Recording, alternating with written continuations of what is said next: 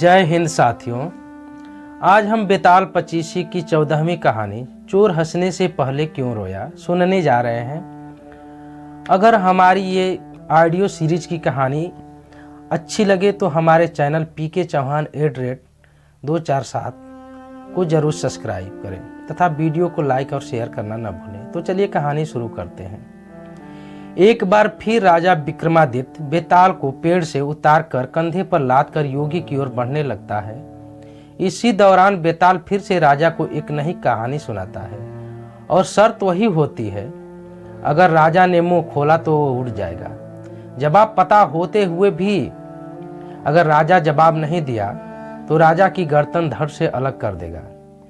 बेताल राजा को सुनाता है कि बहुत साल पहले अयोध्या नगरी में वीर केतु नाम का एक राजा राज किया करता था। उसी राज्य में एक साहूकार भी था जिसका नाम रत्नदत्त था।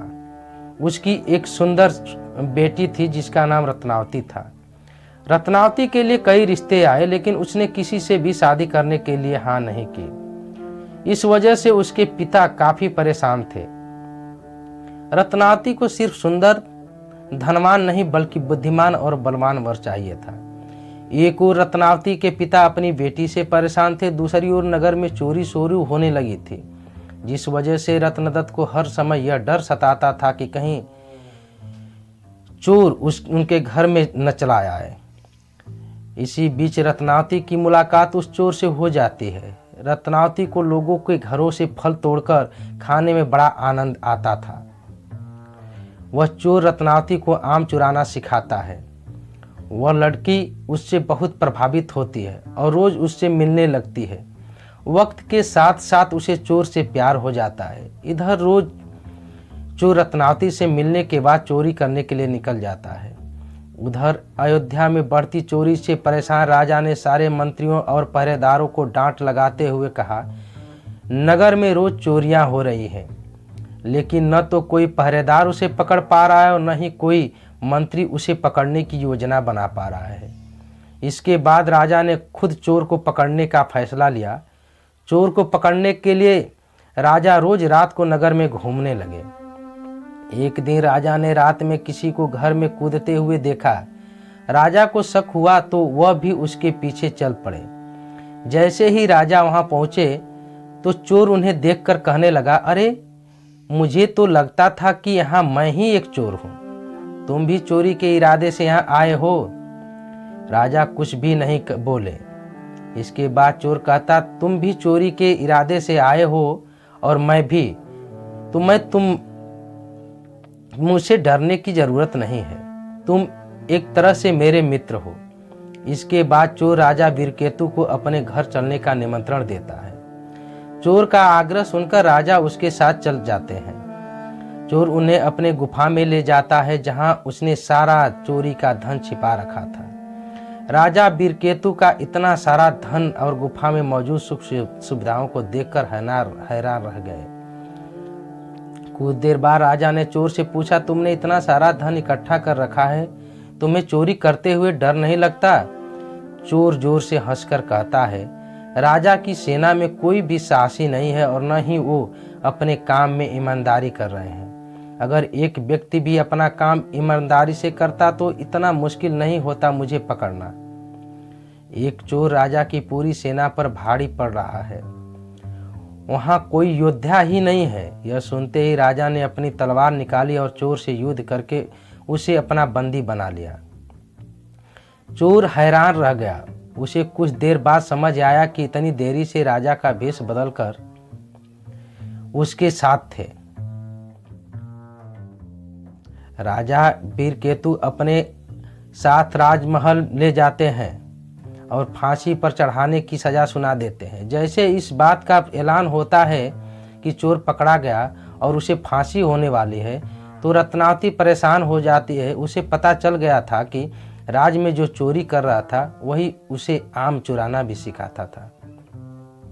परेशान होकर रत्नावती अपने पिता रत्नदत्त से कहती है, पिताजी, जिस व्यक्ति को मैं मन ही मन अपना पति मान चुकी हूँ उसे राजा ने पकड़ लिया है और वो उसे फांसी पर लटकाने वाले हैं। आप कुछ कीजिए, रत्नदत्त को अपनी बेटी की बात समझ भी नहीं आती है। तब वो अपने पिता को चोर और अपनी मुलाकात के बारे में विस्तार से बताती है और कहती है कि वो उसके बिना नहीं रह सकती। रत्नदत्त अपनी बेटी को समझाने की कोशिश करता है। जब बेटी नहीं मानती है तो वो मजबूर होकर राजा के पास चला जाता है। वह राजा को बताता है कि उसकी बेटी रत्नावती चोर से बहुत प्यार करती है।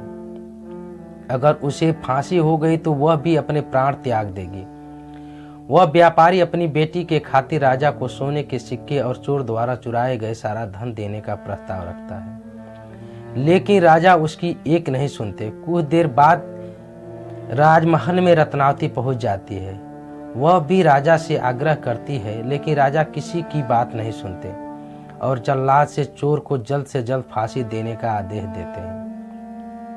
जैसे ही चोर को फांसी होने वाली होती है, वह जोर से रोता है और फिर जोर से हंसने लगता है।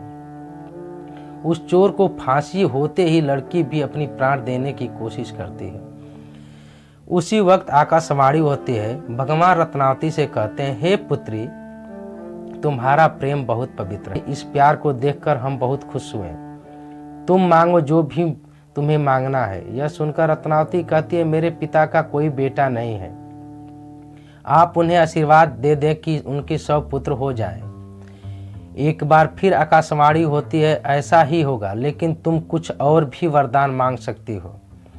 फिर रत्नावती कहती है, मैं उस चोर से बेहद प्यार करती हूँ। अगर हो सके तो आप उन्हें जीवित कर दीजिए। रत्नावती के वरदान मांगते ही चोर फिर से जीवित हो जाता है। इधर यह सब देखकर राजा बहुत हैरान हो जाता है। उधर चोर जीवित होने के बाद एक बार फिर रोता है और फिर जोर जोर से हंसने लगता है। इस दौरान राजा चोर को कहते हैं, अगर तुम सही रास्ते पर चलने का वचन देते हो तो मैं तुम्हें राज्य का सेनापति घोषित करने को तैयार हूँ। चोर खुशी खुशी हाँ कर देता है। इतनी कहानी सुनाते ही बेताल चुप हो जाता है और फिर विक्रमादित्य से पूछता है, हे राजन, बताओ वह चोर फांसी चढ़ते समय और जीवित होने के बाद क्यों पहले रोया और फिर हंसने लगा? राजा ने जवाब दिया, सुन बेताल, चोर को दुख इस बात का हुआ कि उसने जीवन में सिर्फ चोरी की है। इसके बाद भी इतनी सुंदर लड़की उसके लिए मरने को तैयार है। फिर हंसा इसलिए क्योंकि उसने सोचा, एक ऐसी लड़की जिससे राजकुमार भी शादी करना चाहते थे, उसे प्यार भी हुआ तो एक चोर से। दोबारा जिंदा होने के बाद वो एक नया जीवन मिलने पर रोया और खुश भगवान के खेल को देखकर हुआ। एक बार फिर सही जवाब मिलने के बाद बेताल उड़कर पेड़ से जा लटका। सच्चाई और मेहनत की राह अपनाकर अपने पिछले बुरे कर्मों को हराया जा सकता है। कहानी से सीख। पहली सीख यह मिलती है कि प्यार में बड़ी ताकत होती है। दूसरी सीख यह है कि जीवन में सही व्यक्ति को चुनने से कई परेशानियों से बचा जा सकता है। धन्यवाद।